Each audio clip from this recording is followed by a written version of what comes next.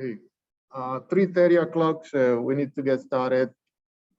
So the plan for today's lecture is to go over lecture 10, part 1.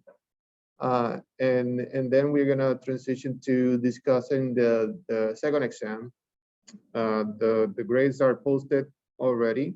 You should be able to access the grade, and the feedback for the second exam also is available. So let's get started.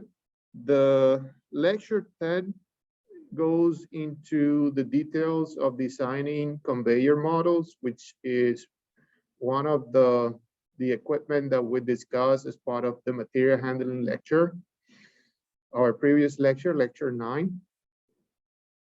And in this lecture, we're gonna basically understand the characteristics of conveyors and how to plan for the design and also for the implementation of a specific type of conveyors. So the material that is discussed in this lecture is also discussed in your textbook in section 10.8, fixed path material handling models. So this lecture connects with the first objective for this class, which is to develop an understanding of the principles of facility location or facilities location, layout, and material handling systems, and to practice the designing facilities.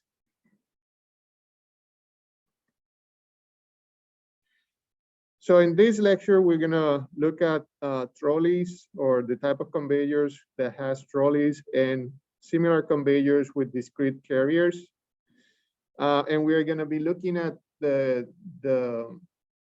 example in which, or the scenario in which we consider to have deterministic loading and unloading sequences. So what that means is we know for sure when are we gonna load this conveyor and when we are going to unload this conveyor. We know, let's say at 10 o'clock, we're gonna start loading, 10:05, we load, 10:10, we load again, and so on. Every 5 minutes, we're gonna be loading, and every 15 minutes, we're gonna be unloading stuff from this conveyor. That's what deterministic loading and unloading sequences mean. And the objectives, in terms of learning objectives for this lecture, is to learn models for specific type of conveyors, to understand basic procedures for calculating horsepower requirements for power belt and roller conveyors as well.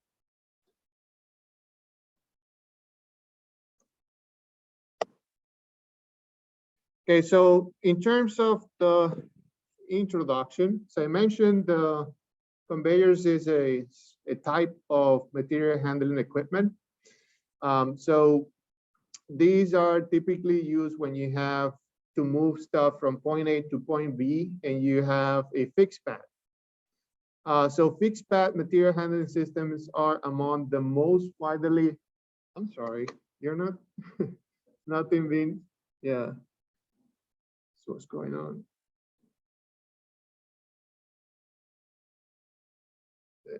Yeah, the projectors are not. I apologize for that.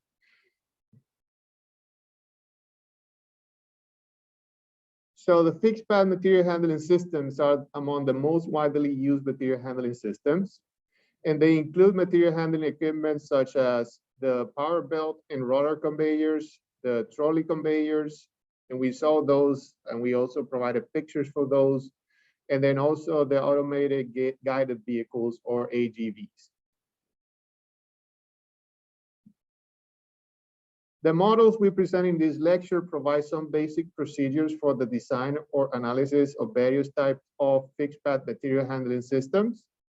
And we're showing some of them in these two pictures. So we have the roller conveyor on the right, and then another type of conveyor, or it's a combination of conveyors on the left. So we have the roller conveyors, the belt conveyors, and also some type of inclined type of conveyor connected. So in this piece of the lecture, we're going to look at the trolley and similar conveyors with discrete carriers. And we present two types of models for conveyors with discrete carriers, such as the trolley conveyors. So the idea is to design for conveyors that look like the ones that I'm showing in this picture, in which you have a specific capacity for carrying stuff. Like for example, on the left side, on the black and white picture, you have these area that is hanging from a belt, and you can only put as many units in that area. On the right, we have these carts that also have a fixed capacity. So that what you want to understand is what should be the capacity of these carriers, and also how many things we can load and unload, and what type of sequence we should follow to loading and unloading these carriers. So the first model is a deterministic model, and we focus on the analysis of closed loop, unidirectional, recirculating conveyors with discretely spaced carriers. So discretely spaced, again, the distance between these two carts is going to be the same, it's going to be defined, and it's going to be discrete. Conveyor analysis was developed because of a number of operating problems that occur with trolley conveyors. For example, at a loading station, no empty carriers were available when a loading operation was to be performed. So that's the reason we are looking at this type of analysis. So if you have a system like a closed loop, limited capacity trolley conveyors, and you're performing this loading and non-loading processes, if you don't design the trolley conveyor correctly, you might get to the point in which you have to perform this loading operation and you don't have space to load the materials that have to be moved from a specific station. Also, at an unloading station, no loaded carriers were available when an unloading operation was to be performed. So again, the idea is for us to be able to design appropriately. So when these processes are to be performed, we have available carriers, and also we have enough loaded carriers to perform the unloading operations. Conveyors provide many of the links among workstations. So again, transportation, material handling, as we discussed on our previous lecture, is a very important part of the facilities design. So conveyor is one of those material handling equipment that can be used to provide those links between the workstations or work areas in modern production and distribution systems. Some conveyors are used basically as a transport system. Some are used for storage or for accumulation purposes, while others support both transport and storage functions.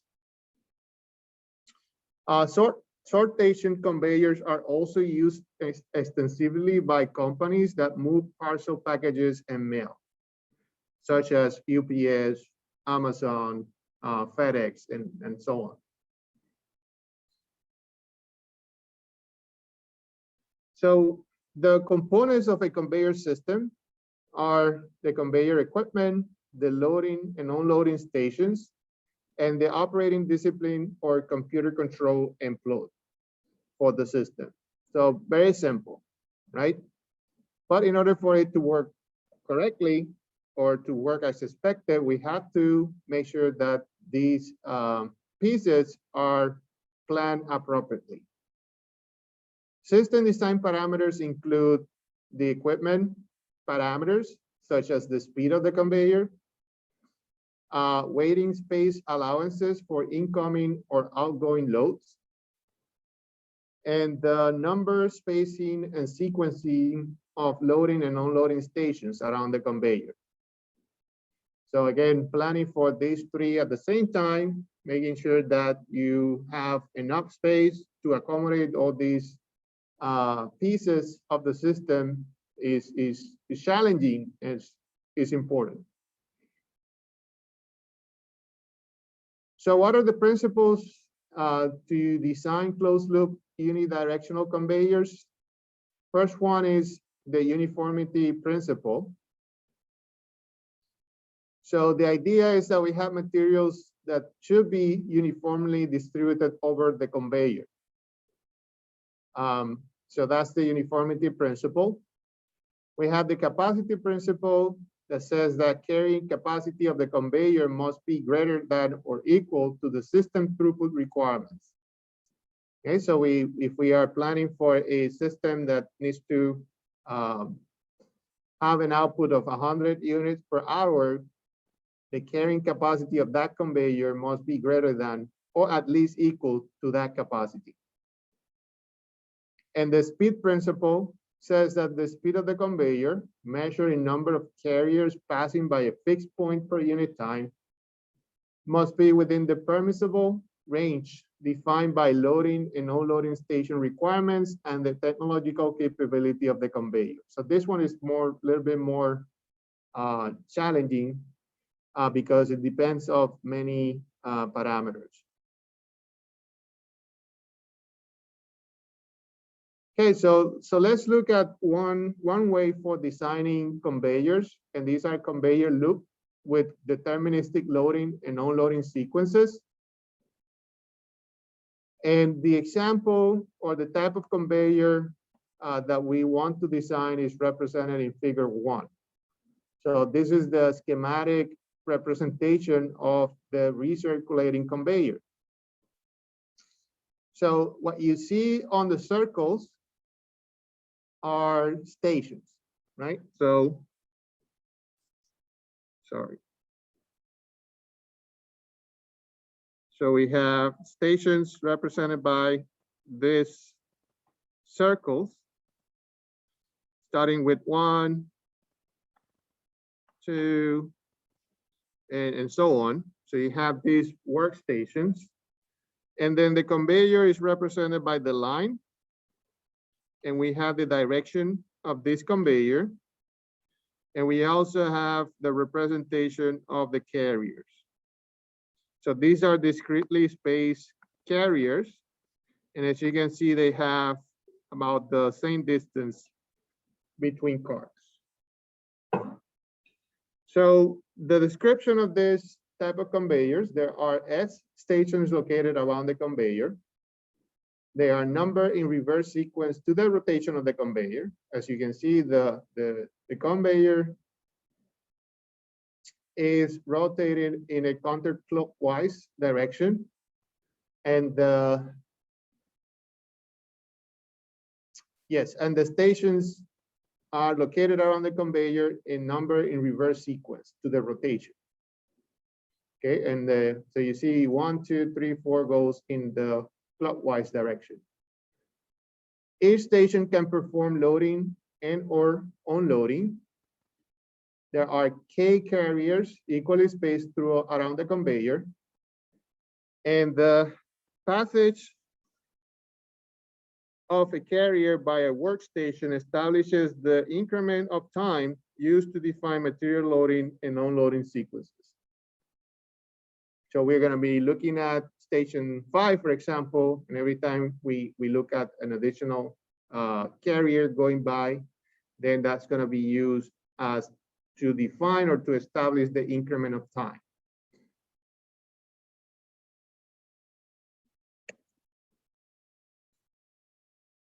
We typically use station 1 as the reference point in defining the time. So consequently, carrier N becomes carrier N plus K after passing station 1.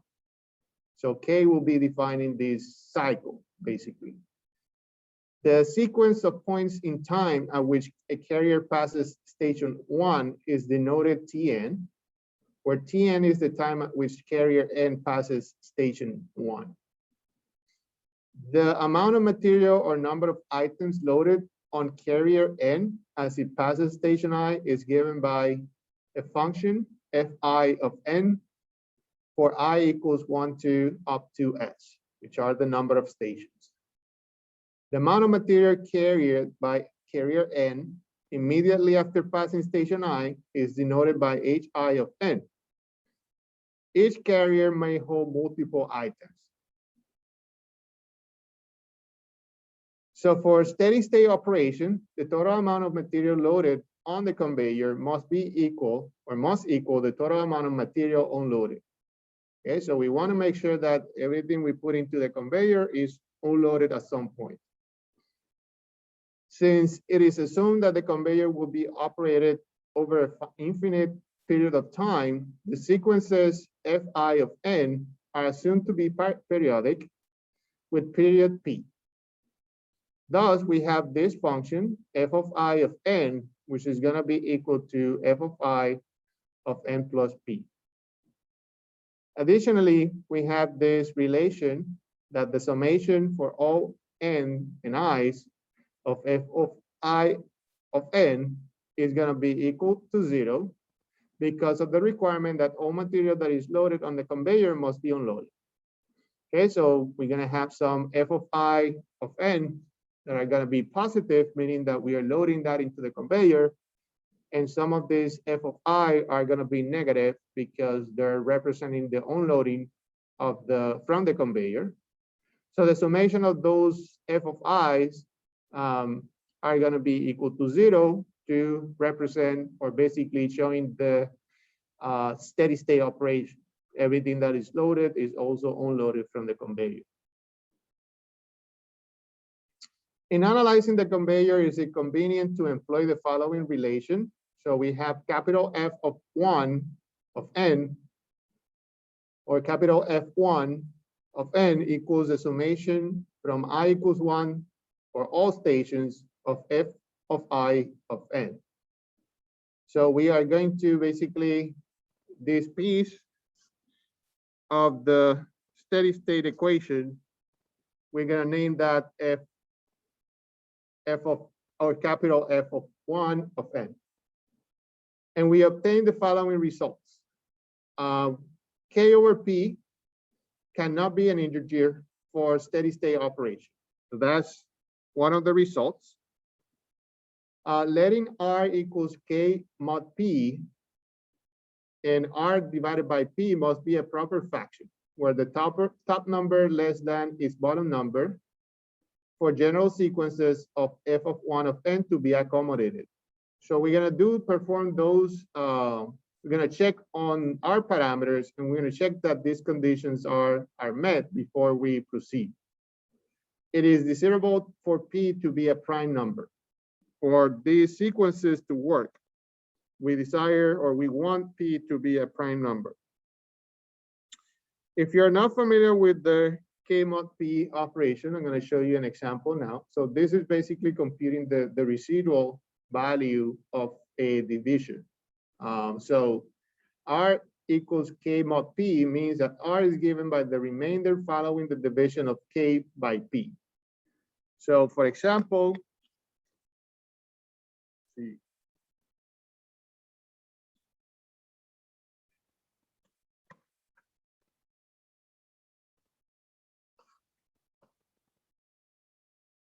Twelve mod 7 equals 5, right? Because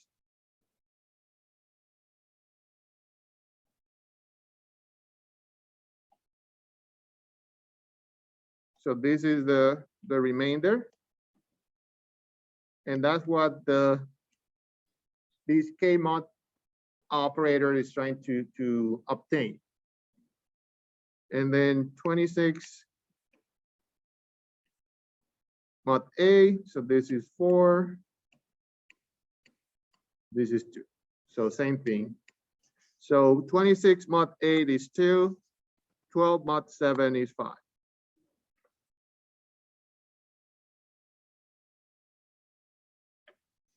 Okay, so using that information, we can proceed by defining this materials balance equation for carrier N, and that can be given as H of 1 of N, which is an iteration of H1 of N minus R plus F of 1 of N.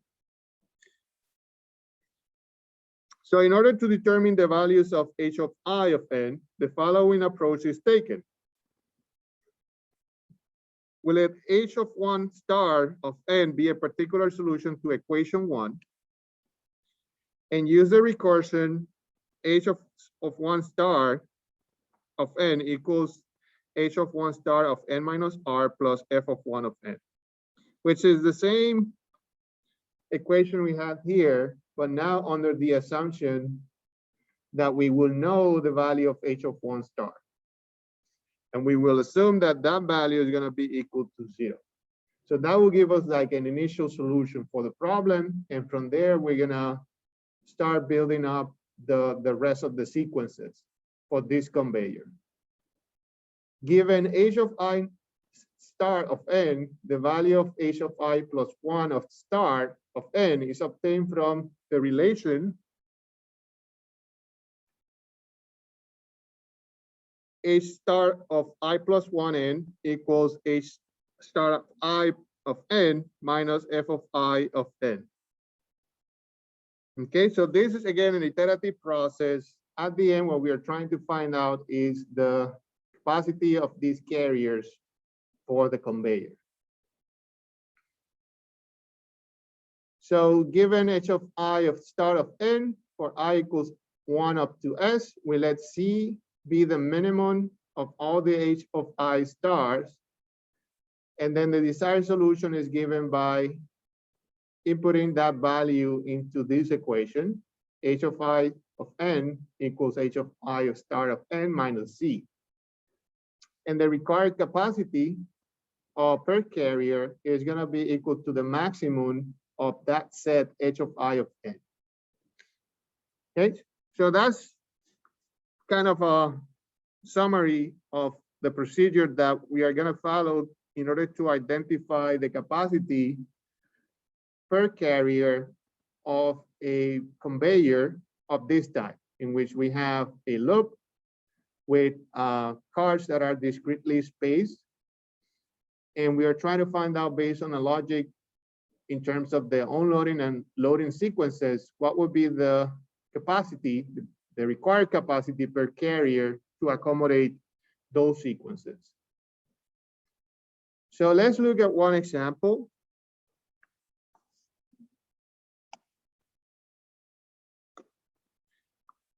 So to illustrate the deterministic solution procedure, we consider a situation involving a single loading station and a single unloading station as depicted in figure 2. Okay, so here we have only one station, one is loading, 2 is for unloading. The conveyor has 9 carriers, and those are represented by this black dot. So we have 9 of those. And those are K, 9 carriers K, equally spaced. So the problem is, or what the problem wants us to solve, is to identify the required capacity per carrier by also knowing that the loading and non-loading sequences occur with a period of P equals 7 and are given as follows. So here's f of 1 of n. This is our loading sequence. And f of 2 of n is our own loading sequence. So basically, what this is saying is, first I'm going to load one product, then the next time I'm going to load one product, then next time I'm going to load 2 products, next time 2 products, next time 2 products, then 1, and then 1. What this is saying is, I'm not going to unload anything until I get to this part, in which I'm going to unload 5, and then I'm going to unload 5 again. If you look at the totals, we have 10 for loading in total, and also the unloading total is 10. So this is in steady state. We have the same going in, same going out. Okay, so for this conveyor, again, what we are trying to compute is the capacity of each carrier, you know, we know that we have 9, but we don't know how big these carriers have to be. So we can start by defining for our F, capital F of 1 of n. So F1 of n will be equal to the difference of F of 1n minus F of 2 of n. So this set will be 1,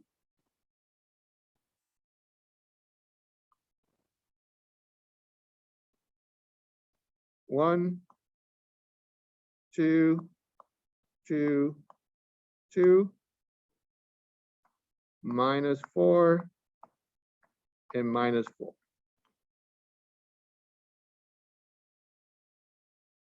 Okay, so if you look at this is 1 minus 0, 1 minus 0, that's 1, 2 minus 0 is 2, 2 minus 0 is 2, 2 minus 0 is 2, 1 minus, I'm sorry, 1 plus minus 5 is minus 4, and this is minus 4.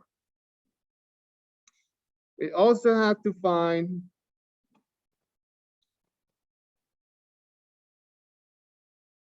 R, which is K mod P. So in this case, we have 9 carriers and 7 periods. So it's 9 mod 7, and that is equal to 2. Note that K over P, or 9 over 7, is not an integer, and that R over P equals 2 over 7, which is a proper fraction, and P equals 7 is a prime number.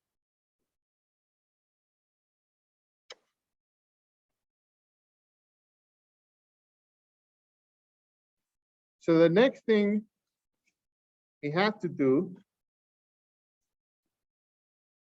recall the amount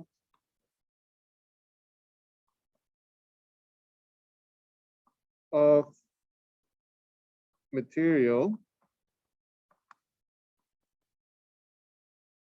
carried by carrier N immediately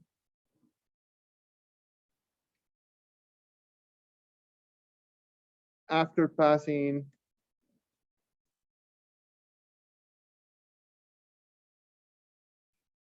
station I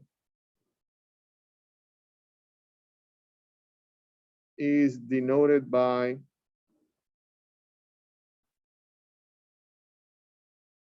H of I of N. Okay, so in order to solve the problem, as we stated earlier, we arbitrarily let this H of I star of 1 equal to 0. And then we employ the relationship that is stated here to determine the next H of 1 star, which in this case is 3, as follows.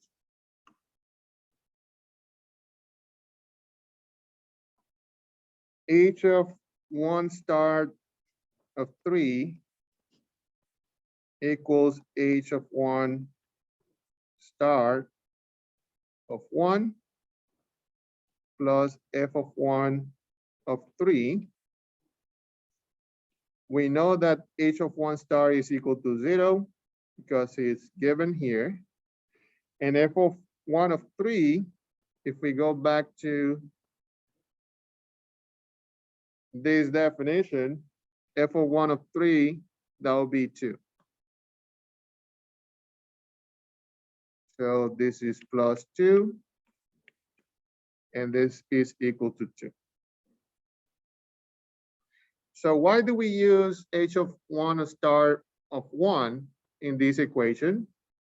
You got to look at this statement right here.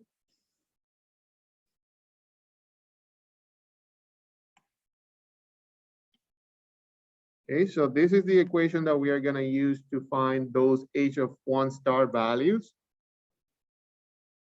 And we know that h of 1 star is equal to 0.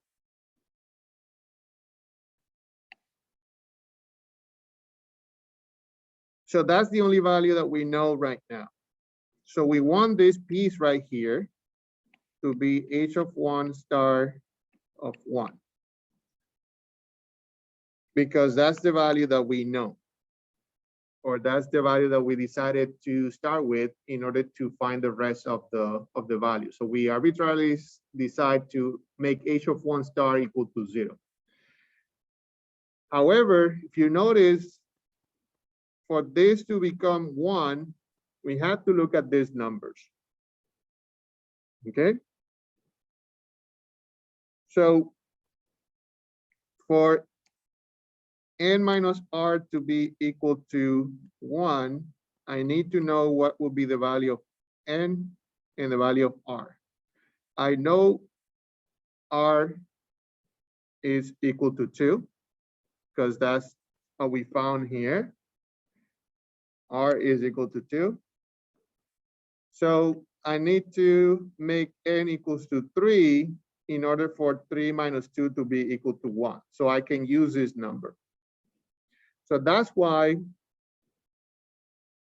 we find, or this statement right here is defined for 3, because n is 3 in order for us to be able to use h of 1 star of 1.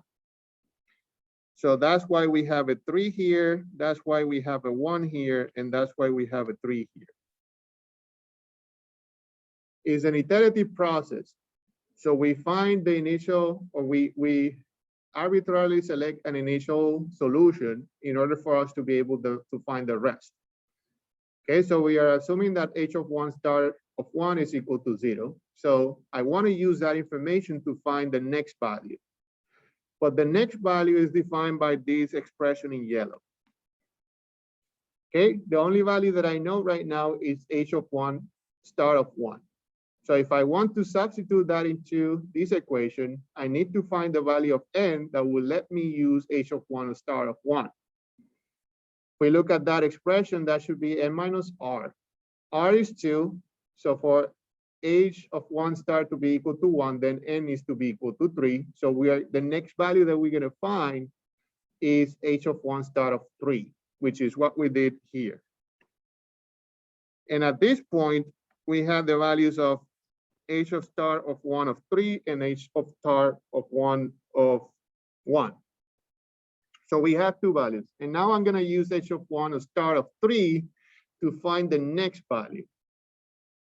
So that's what we're going to find next.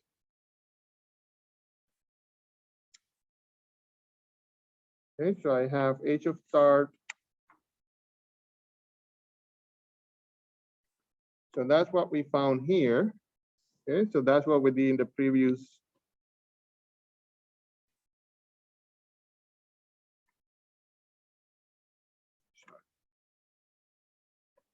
So recall the amount of material carried by carrier n immediately after passing station I is denoted by hi of n. So we know hi of star of 1 and employ that relationship like we did previously, right? And we found the value of h1 star of 3. So we have that value, h1 star of 3 equals h1 star of 1 plus f1 of 3, which is equal to 0 plus 2, which is equal to 2. Okay, so likewise, now I have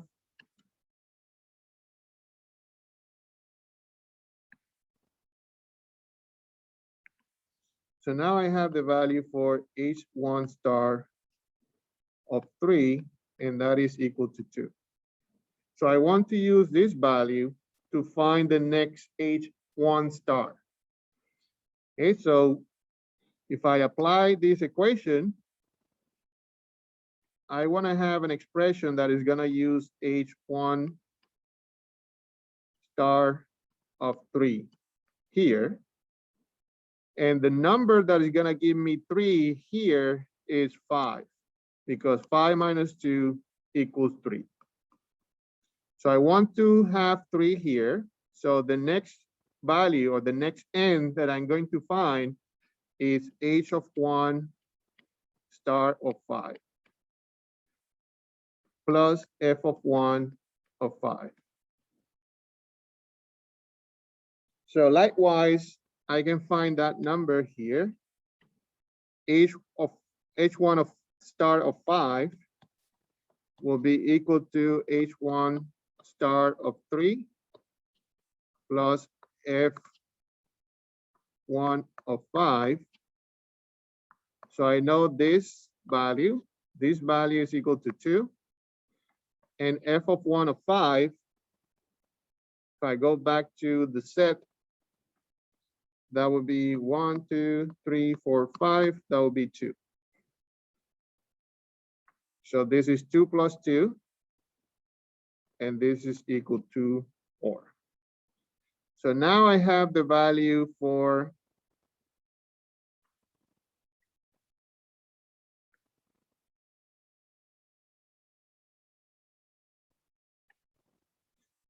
I have H of 1 star of 5, which is equal to 4.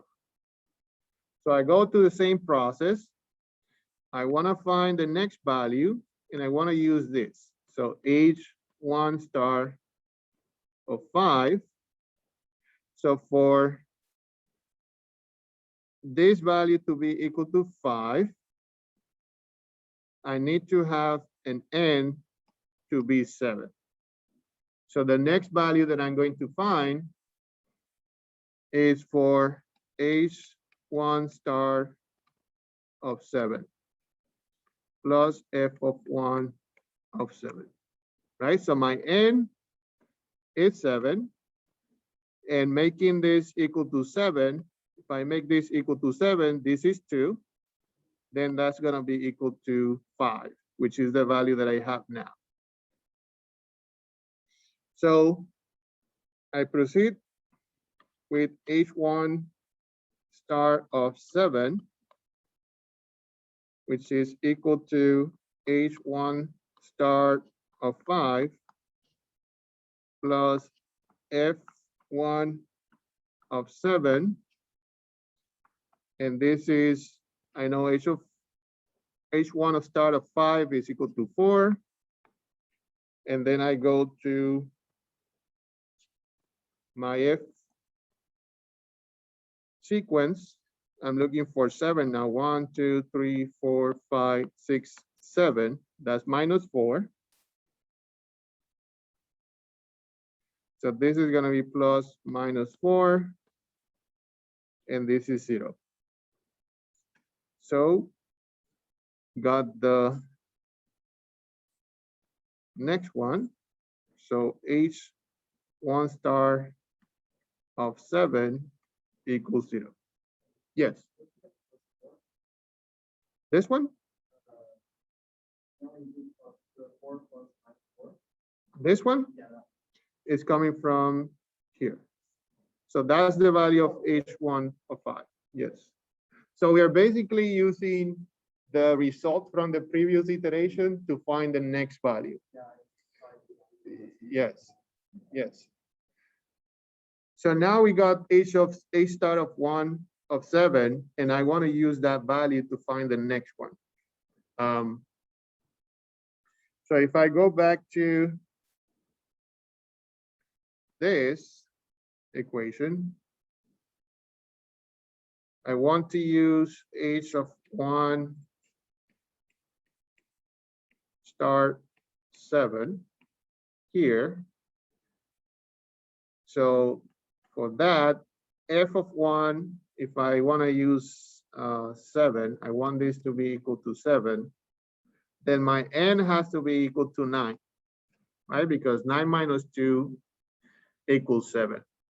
But our sequence only have 7 steps, right? We go from 1 to 7. 1, 2, 3, 4, 5, 6, 7. And so far we have found the value of h of 1, value of h3, value of a5, and 7.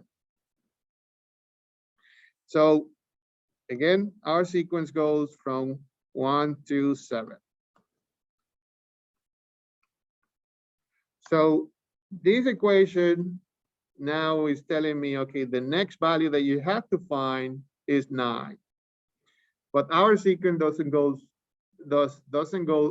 or doesn't reach 9. So what's going to happen is, instead of us looking for that 9, what we are trying to do is to repeat that sequence. So once you get to 7, then you're going to move back to the beginning. This is going to be your 8, and this is going to be your 9. So the next value that you're going to find is that value that corresponds to the sequence for the second position.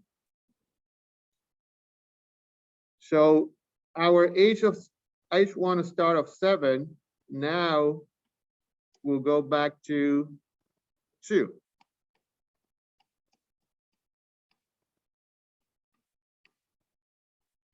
Right, so again, our sequence doesn't stop at 7.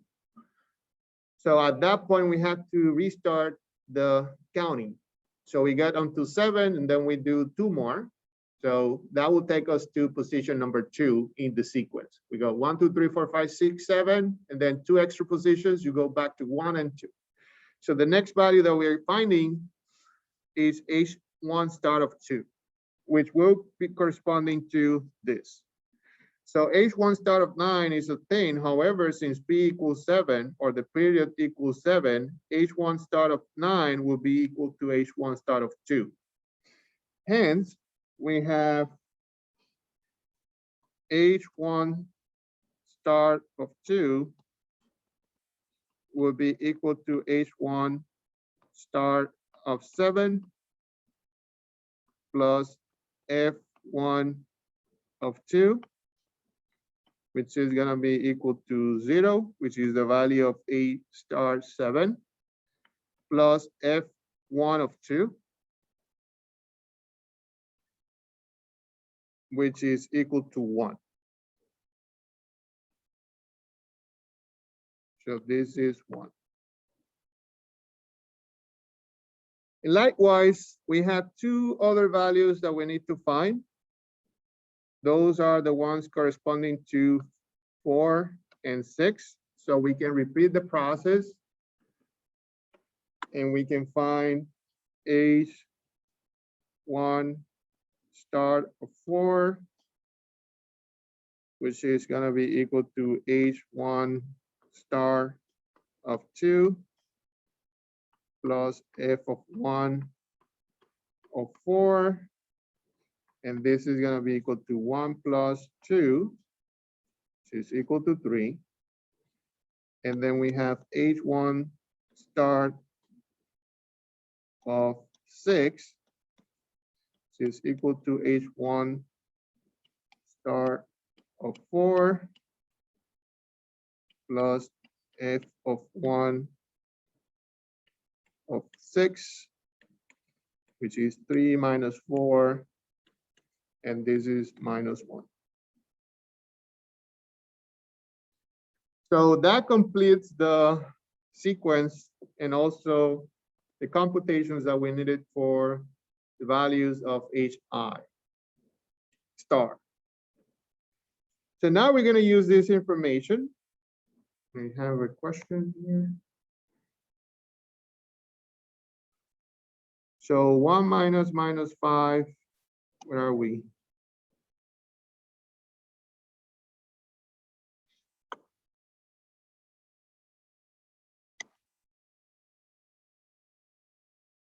I'm apologizing, but I don't remember where we were. Okay, good.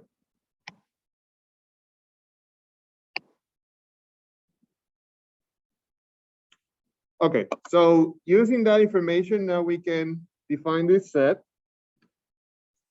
H1 star of n equals 0, 1, 2, 3, 4, -1, and 0.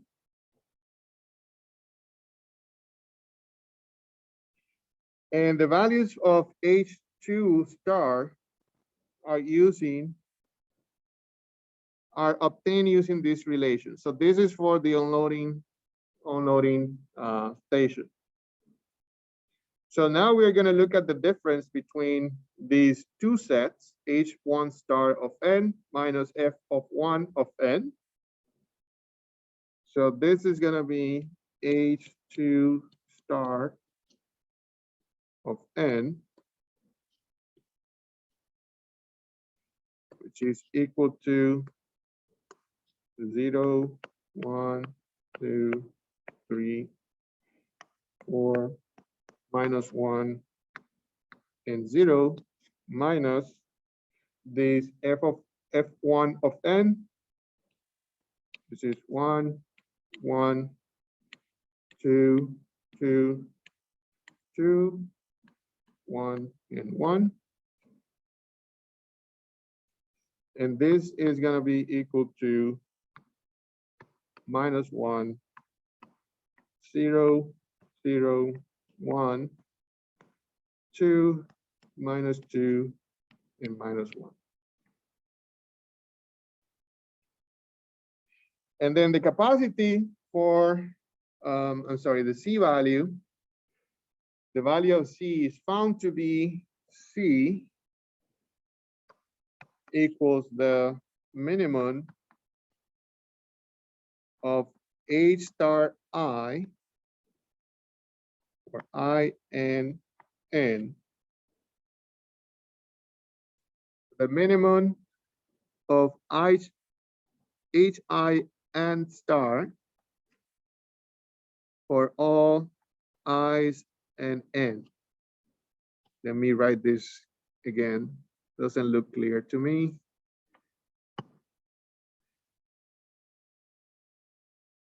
Use a different color.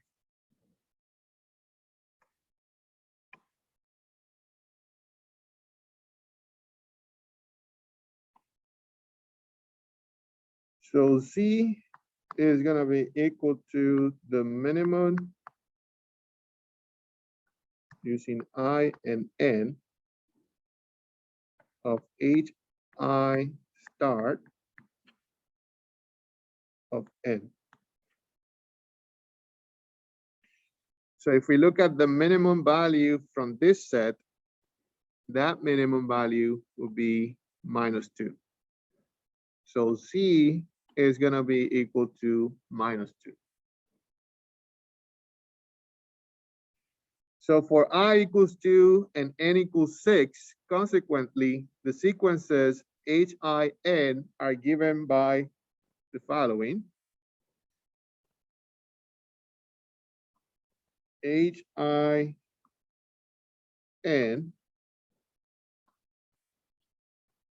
in H2N. The sequences would be as follows. So what we are doing now is this part. So now we're going to find the sequences HI of N, and that's going to be the value of HI star N minus C. So for H1 of N, this is going to be 2,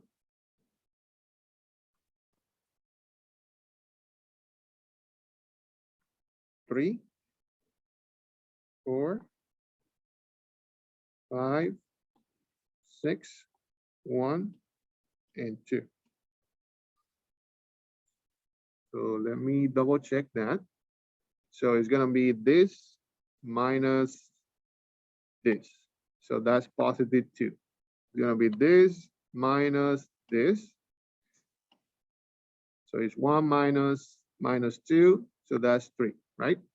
And 2 minus 2, that's 4. 3 minus 2 is 5.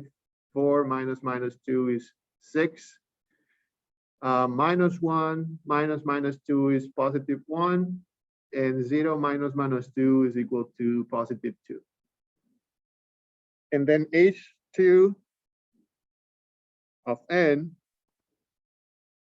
we're going to look at this number. So it's going to be minus 1 minus 2. So that should be 1. Then we have 2, 2, 3, 4, 0, and 1. Okay, so all this process to get to this final piece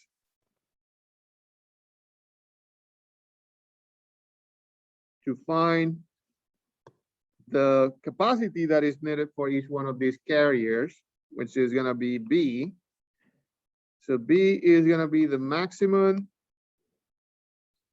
I and N, HIN. So we're going to look at the maximum between the values in these two sets, and that maximum value is 6.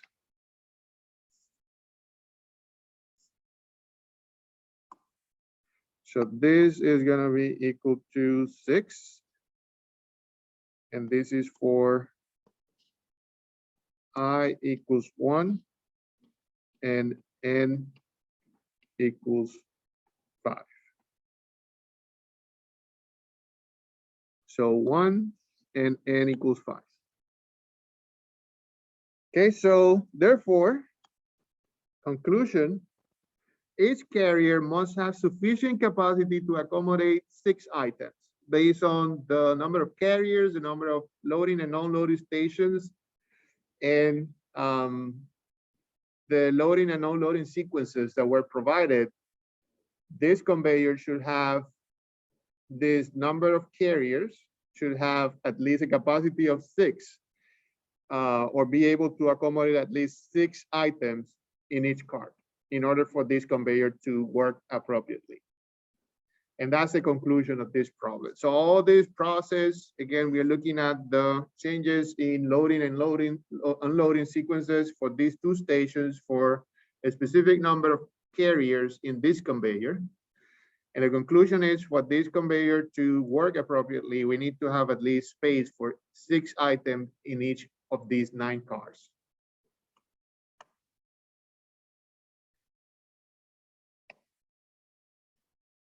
Okay, so we're gonna go back with a different example on Monday. We're gonna go over this one more time. I like to go over this material at least a couple of times, so you can go check on these notes on your own today or before our next meeting. And then on the next meeting, I'm going to go to solve a different example, or at least present a different example, and then give you the opportunity to ask questions. And then we're going to also look at a different strategy for designing conveyors. Okay, so this is the last slide. What I'm going to do now is to go over the questions of the exam. So in case you didn't know, the grades are already posted. And what I want to show is this first. This is the statistics of the second exam. So you have the average score was 84. The high score was 100. Low score was a 47. Standard deviation 19.13. The average time for completion was about an hour, which is what I was expecting. And you can see the distribution of the grades. So majority of the or big piece. Right here.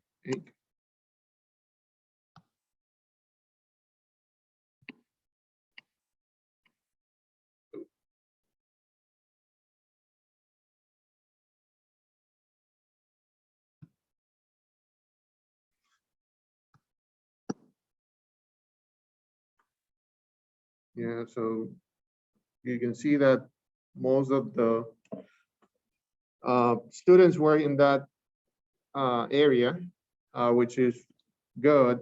If you are not in that area, you want to discuss with me what's going on, or you want to seek clarification, I'll be available in my office hours. So if you want to set up an appointment, you can do that. Let's go over the exam questions.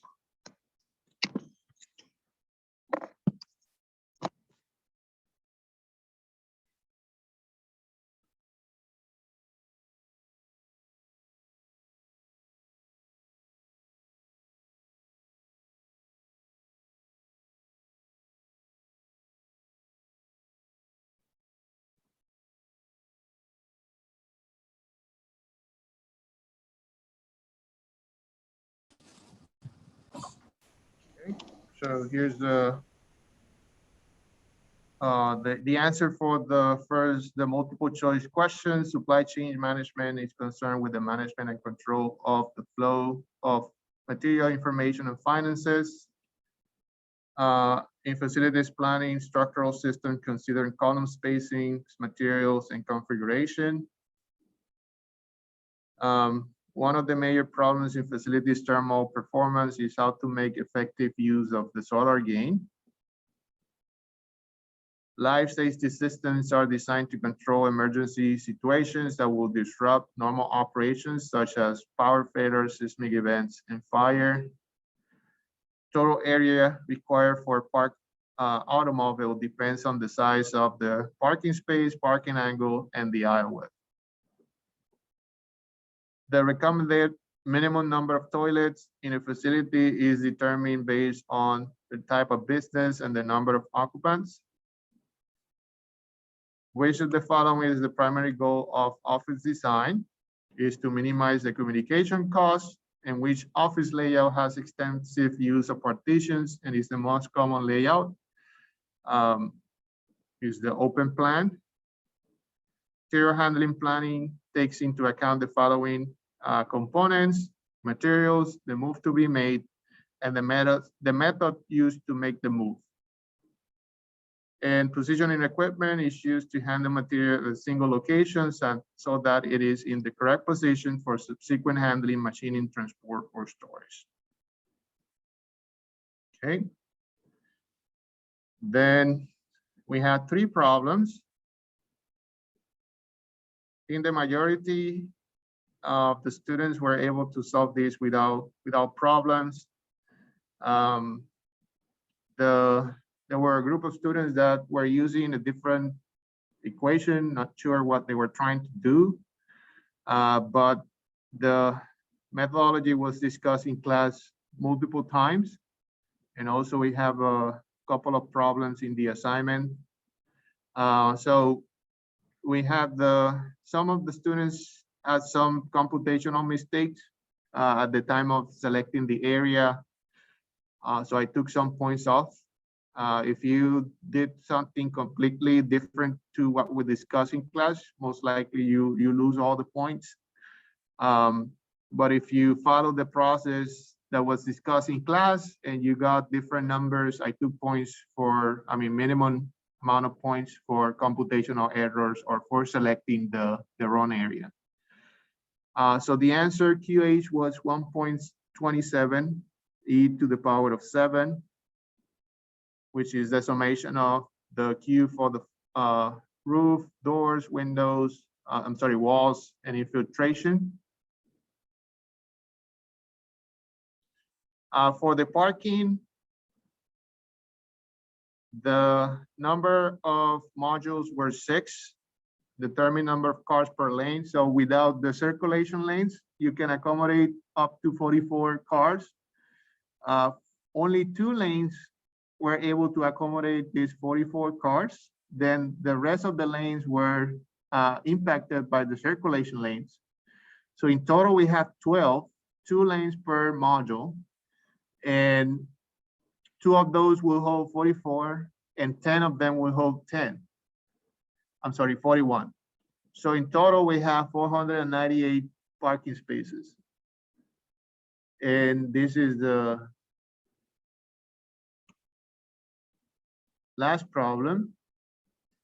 In this one, most of you did this one correctly. So for operation A, we had 6.99. If you round up, that will be 7. And for operation B, we have 7.96. If you round up, that will be 8. So in total, we have 7 for A, 8 for B. And total number of machines were 50. And that was the exam. So again, if you are not happy with your score, I welcome you to come to the office hours and check on what's wrong in your answers. I'll be available tomorrow from 8:30 to 10:30 in over Zoom. So you're welcome to stop by. And if I'm with a different student at that point, just wait in the waiting room, and I will let you go into the room with me as soon as I am done with the other student. If you can meet during that time, then send me an email, and I will set up an appointment to meet with you. Okay. Do you have questions? No. Okay, so I'm going to stop now, and meet with you again on Monday.